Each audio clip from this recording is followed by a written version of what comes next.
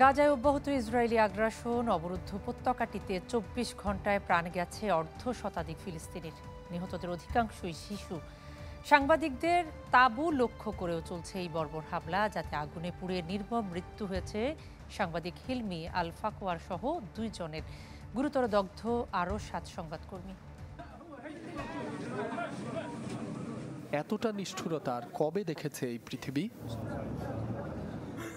লাগাতার ইসরায়েলি বর্বরতায় গাজায় একদিনে প্রাণ হারিয়েছেন নারী ও শিশুসহ আরও অর্ধ শতাধিক ফিলিস্তিনি।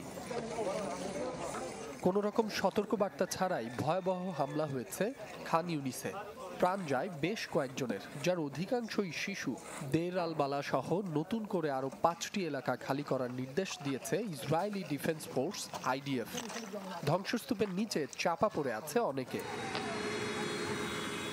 মধ্য গাজার আল আকসা হাসপাতাল সংলগ্ন এলাকায়ও বোমা হামলা চালায় ইসরায়েলি সেনারা। প্রাণ যায় আরও কয়েকজন ফিলিস্তিনির। অবরুদ্ধ উপত্যকাটির অন্যান্য স্থানেও হামলা অব্যাহত রেখেছে জায়নবাদীরা। লক্ষ্যবস্তু করা হচ্ছে বাস্তুচ্যুতদের অস্থায়ী তাঁবুগুলোকে। বাদ যাচ্ছেন না সংবাদকর্মীরাও। খান ইউনিসের সাংবাদিকদের তাঁবু লক্ষ্য করে চালানো হয় বর্বর হামলা।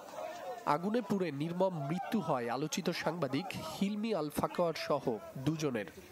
দগ্ধ হন আল জাজিরার ফটো সাংবাদিক সহ আরও ৭ জন।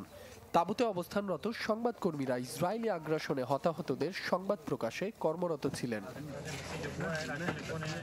এক বিবৃতিতে এই হামলাকে ঘৃণ্য অপরাধ ও উদ্দেশ্য প্রণোদিত আখ্যা দিয়েছে প্যালেস্টাইনিয়ান জার্নালিস্ট ফোরাম। গেল ১.৫ বছরে ২ শতাধিক সংবাদকর্মীকে হত্যা করেছে ইসরায়েল। এরই মাঝে রয়েছে পাল্টা প্রতিরোধের চেষ্টা। উপত্যকাটি থেকে ইসরায়েলের আশকেলন ও আশদোদ শহরে ১০টি ক্ষেপণাস্ত্র ছুড়েছে হামাসের সশস্ত্র শাখা কাশেম ব্রিগেড।